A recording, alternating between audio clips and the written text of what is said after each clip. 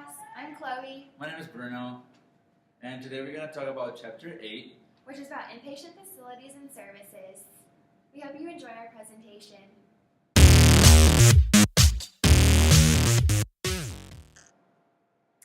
So the learning objectives for this chapter is to get a functional perspective on evolution of hospitals, survey the factors that contributed to the growth of hospitals prior to the 1980s, understand the reasons for the subsequent decline of hospitals and their utilization, learn some key measures pertaining to hospital operations and inpatient utilization, differentiate among the various types of hospitals, learn how the Affordable Care Act affects physician-owned specialty hospitals and the nonprofit hospitals, comprehend some basic concepts in hospital governance, understand and differentiate between licensure, certification, and accreditation, and the Magnet Recognition Program of the American Nurses Credentialing Center, and to get a perspective on some key ethical issues. First, we're going to talk about Objective 1, which is the evolution of hospitals. In the 1800s, hospitals were primarily institutions of social welfare. Almshouses and pest houses are examples of social institutions. Almshouses served those who are in need of food, shelter, and provided medical care for those with limited nursing care. Pest houses quarantined those who were sick with contagious diseases. Next, hospitals were then built to specifically care for the sick in the late 1800s. Poor hygiene and inadequate ventilation and untrained nurses, voluntary hospitals which were modeled after hospitals in England were founded during this time, and a voluntary hospital is a nonprofit hospital that is financed through a charitable donation. And the first voluntary hospital in the United States was the Pennsylvania Hospital in Philadelphia. This was a model for all other hospitals in America. Almshouses continued to serve a purpose by accepting overflow patients or those who were declared as incurable. Next, in the late 1800s through the early 1900s, hospitals transformed into institutions of medical practices. This is improvements in medical technology, facilities, personal training, hygiene, and surgical services. Charitable nonprofit hospitals transformed into institutions that could generate a profit. Proprietary hospitals evolved. The field of hospital administration has evolved. Hospital care was limited to acute periods of illnesses, and hospital accreditation began in 1918. Next, institutions of medical training and research. Hospital training became necessary for physicians. This led to a collaboration between hospitals and universities. The Johns Hopkins Hospital and Medical School started a new era by combining teaching with clinical practice. Specialization led to internships and residencies, and hospitals became centers of medical research. And then finally, hospitals consolidated into systems of health services delivery. This reduced the cost, and it also reduced the length of inpatient stays. This actually left hospitals with more open acute care beds, and therefore they are less profitable now. And then to combat the loss in profit, hospitals began to consolidate. Hospital systems diversified into non-acute services such as outpatient centers, home health care, long-term care, and subacute care. Diversification and consolidation led to a declining in competition which benefited hospitals. The next topic is the second learning objective, which is the growth of hospitals prior to the 1980s. First, as you can see, there are a lot of growth in the numbers of the hospitals throughout the years. From 1872, there were 178 hospitals. In 1909, there were 4,359 hospitals. And then in 1929, there were 6,665 hospitals. As new beds were built, their availability almost ensured that they would be used. This phenomenon led Milton Romer in 1961 to create the Romer's Law, which says a built bed is a filled bed. The growth of the hospitals are due to 6 factors: advances in medical science, development of specialized technology, advances in medical education, development of professional nursing, growth of health insurance, and role of government. We're going to discuss in this part the last 3 ones. The first topic is the development of professional nursing.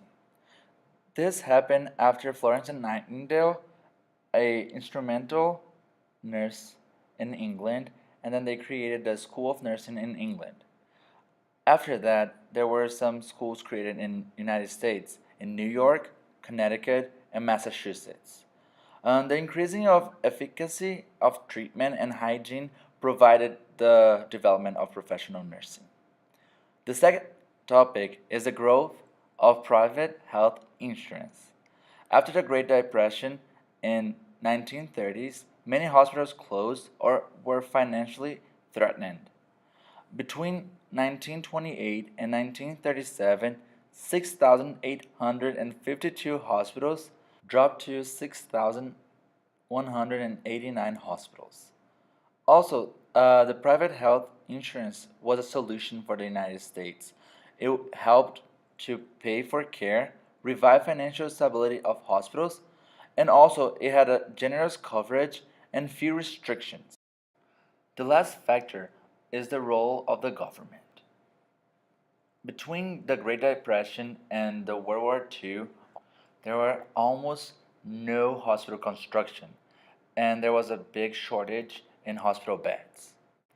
Because of that, it was created in 1946 the Hospital Survey and Construction Act, named Hill-Burton Act. This act provided federal grants to states for the construction of new community hospital beds, but the hospitals would not be under federal control. This legislation required that each state developed and upgraded annually a plan for health facility construction based on bed to population ratios. Also, the government made great investments in the creation of Medicare and Medicaid programs in 1965. These programs were government funded health insurances and they made more accessible to healthcare to all citizens. Our third objective is talking about the decline and downsizing of hospitals. So, the hospital occupancy rates have declined from 75.6 in 1980 to about 63.9% in 2000. And the length of hospital stay has decreased from 7.6 days in 1980 to 5.4 days in 2000. There has been a large shift from inpatient care and stays to outpatient care. And there are three main causes to this downsizing in hospital. The first cause is the changes in reimbursement, this was the most impactful on the hospital utilization. And it started because of the prospective payment system, which the prospective payment system means that hospitals are paid a fixed amount per admissions according to the patient's principal diagnosis, regardless of how long the patient stays in the hospital. So because the length of stay didn't matter, hospitals had little incentive to lengthen the patient's stay.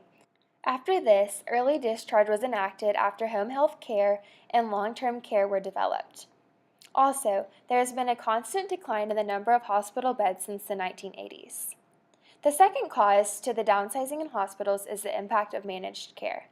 In the 1990s, managed care transformed the delivery of healthcare services. It led to cost containment and the efficient delivery of services. HMOs have led to a lower utilization and profitability of hospitals. And finally, our third cause is hospital closures. Economic forces, competition in urban hospitals, and low utilization are causing hospitals to shut down. In fact, there has been a 9% decrease in community hospitals and an 11% decrease in beds in community hospitals. Our fourth learning objective is the key utilization measures and the operation. First, the dischargers is the total number of patients discharged from a hospital's acute care bed in a given time. You need to know that babies' delivery is not included and deaths are included. The second one is inpatient days. That means the number of nights that a patient is spent in a hospital. The cumulative number of patient stays over a certain period of time is known to be the days of care. The higher rates that we can find is increasing with age, children under 1 year old among the youth, women when compared to men, and even though they don't count the number of childbirth occurrences, and also lower socioeconomic status people. The next term is the average length of stay, which is calculated by dividing the number of total days by the total of number of discharges in a hospital. This shows how many days a patient spends in a hospital on an average, and high rates are in government-owned hospitals. The next term is capacity, which is the number of beds set up and staffed for an inpatient use. Next, the average daily census. This is the average number of inpatients receiving care each day in a hospital. The census is commonly used to measure the rate of occupancy. Lastly, the occupancy rate is a division of the average daily census by the capacity of a hospital. The higher rates the hospital has, the more success it is in a competitive environment. Next, we're going to discuss Learning Objective 5, which is discussing the different types of hospitals. There are several different types of hospitals. And the first one we're going to discuss is public hospitals. And public hospitals are those that are run by the federal, state, and local governments. Next, we have the private nonprofit hospitals. They are funded through community associations, non-government associations, patient fees, third-party reimbursements, and donations. Private nonprofit hospitals constitute the largest group of hospitals. Next, we have private for-profit hospitals. They are also known as investor-owned hospitals because they are owned by individuals, partnerships, or corporations. They operate for a financial benefit. Next, we have community hospitals. These are the most common type of hospital in the United States. About 87% of hospitals are community hospitals. Community hospitals are open to the general public with the purpose to serve the community.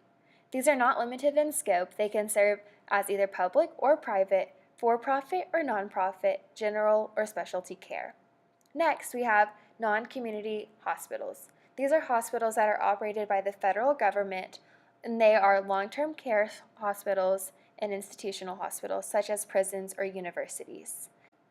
Next, we have general hospitals, and general hospitals provide a broad range of services such as general and specialized medicine and general and specialized surgery for a larger variety of conditions. General hospitals provide diagnostics, treatment, and surgical services.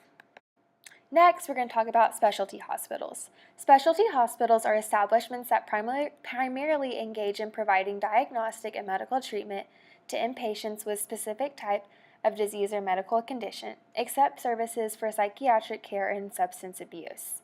Examples include rehabilitation hospitals, children's hospitals, orthopedic hospitals, cardiac hospitals, cancer hospitals, and women's hospitals. Next is a psychiatric hospital. Those strive to provide diagnostic and treatment for services for a variety of severe mental conditions such as bipolar disorder, schizophrenia, severe depression, dual diagnosis, and serious emotional disturbances in children and adults. Next is rehabilitation. Those specialize in therapeutic services to restore the maximum level of functioning in patients who have suffered recent disability due to an episode of illness or an accident. Next are children's hospitals, and those are community hospitals that usually have facilities to deal mainly with complex, severe, or chronic illnesses among children. They generally always have centers for pediatric surgery, cardiology, orthopedic surgery, rehabilitation, and cancer treatment. Next, we're going to talk about short-stay hospitals. And a short-stay hospital is a hospital in which the average length of stay is 25 days or less. Most hospitals are considered short-stay. They usually treat acute conditions. And next is a long-term hospital, which you must have an average length of stay that is longer than 25 days to be considered a long-term hospital. And they generally serve patients who have complex medical needs and may suffer from multiple chronic problems. And then also we're going to talk about multi-unit hospital systems, and those are hospitals that are considered a multi-unit hospital when 2 or more hospitals are owned, leased, sponsored, or contractually managed by central organizations. Next is an urban hospital. Those are hospitals that are located in a county that is part of a metropolitan statistical area, and they must have a population of 50,000 people or more to be considered an urban hospital. A rural hospital is a hospital that is located in a county that is not part of a metropolitan statistical area and do not have a population of at least 50,000. Next, we're going to talk about swing bed hospitals. And a swing bed hospital enables a hospital to be used for both acute care and skilled nursing care. And it allows those in rural areas easier access to skilled nursing care. A critical access hospital is the hospital needs to have no more than 25 acute care and or swing beds and must also provide 24-hour emergency medical services. Critical access hospitals were created to save small rural hospitals money. Next is a teaching hospital. And a teaching hospital is one that must have one or more graduate residency programs approved by the AMA to be considered a teaching hospital. Teaching hospitals provide medical training to physicians, research opportunities to health service researchers, and specialized care to patients. Teaching hospitals have a broader and more complex range of services than non-teaching hospitals. Next is a church-affiliated hospital. These are general hospitals that are established by Catholic, Protestant, and Jewish denominations in the late 1800s and the early 1900s. Lastly, we have osteopathic hospitals. Those are community general hospitals which removed themselves from the hospital system in 1874 but have since rejoined the hospital system while remaining with their osteopathic identity. Our sixth learning objective is the influence of the Obamacare over specialty hospitals and non-profit hospitals. First, in the physician-owned specialty hospitals, the Affordable Care Act closed the certification process in December 31st of 2010. That meant that no other hospital could adopt the Medicare in it if they didn't register until the end of 2010. Existing facilities suffered restrictions on expansion. The response and retaliation of the other hospitals was that 275 hospitals expanded operation hours, increased technology, launched same-day surgeries with no inpatient stay overnight, and they rejected Medicare patients. On the other hand, in nonprofit hospitals, the Affordable Care Act set some requirements to it. The first one was that the hospital had to assess the community health needs and implement plans and strategies to meet those requirements. The second one was to establish written financial assistance and emergency care policies. The third requirement was to limit charges for those eligible for assistance by the hospital's financial assistance policy. The fourth one was to limit billing and collection actions against those who qualified for financial assistance. And the fifth requirement was to report on community health needs and provide annual audited financial statements to the IRS. Next, we're going to talk about our seventh learning objective, which is hospital governance. And we have a tripartite structure, which we have the CEO, the board of trustees, and the medical staff. The CEO is responsible for the day-to-day operations of the hospital to accomplish the mission and objectives of the organization. It manages the organization with the help of the senior managers. Next is the board of trustees. This consists of influential business and community leaders that are legally responsible for the operations of the hospital. The Board of Trustees define the mission, they set long-term direction and establish policies, appoint and evaluate the CEO, and approve positions to the medical staff. They generally function as committees, and those committees are the Executive Committee and the Medical Staff Committee. Finally, we have the medical staff, and the medical staff is an organized body of physicians who provide medical services to the hospital's patients. And they have the Chief of Staff, which is in charge of the medical staff, who are usually divided by specialties, the Chief of Service, who is in charge of specialty departments, and medical staff committees, which are credential, medical records, utilization review, infection control, and quality improvement committees. The eighth learning objective is to differentiate licensure, certification, and accreditation, and also talk about magnet recognition program. First, the licensure is the license to operate a certain number of hospitals bed. This is overseen by the state government, and it needs to meet certain standard requirements. Some of them are physical, which is building codes, fire safety, climate control, space allocations, and sanitation, but also there is the equipment and personal requirements. The second one is the certification. That gives authority to the hospital to participate in the Medicare and Medicaid programs. This is fiscalized by the DHHS department, and they set a standard in health, safety, and quality areas. The third one is accreditation, which is a private undertaking to assure that facilities meet basic requirements, and that substitutes the certification part.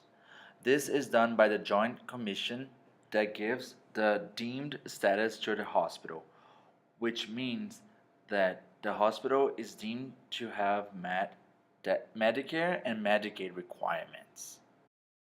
The Magnet Recognition Program is done by the American Nurses Credentialing Center, which is an affiliate to the American Nurses Association, and that recognizes quality patient care, nursing excellence, and innovations in professional nursing practice hospitals.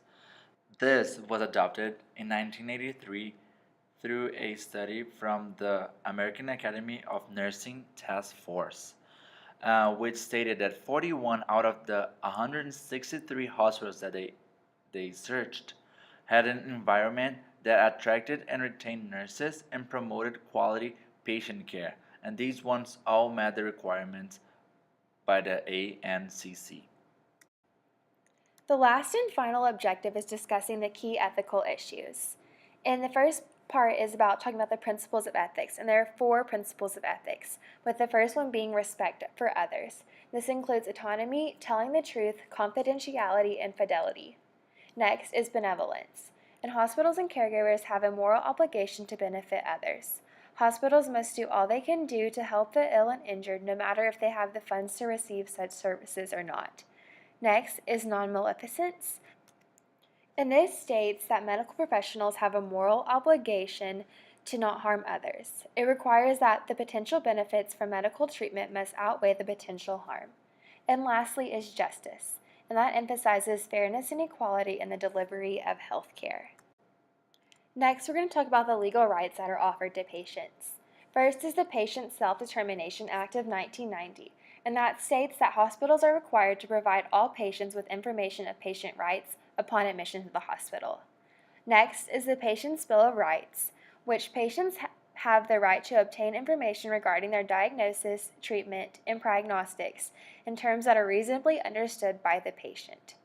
Informed consent is based on autonomy. Informed consent refers to the patient's right to make an informed choice regarding medical treatment. Patient-centered care states that patients are to be involved in their treatment, physicians are to make treatment decisions based on the patient's preferences, and the environment must be one that solicits patients' inputs and meets their needs. Next is advanced directives. The patient's wishes regarding continuation or withdrawal from treatment when the patient lacks decision-making capacity.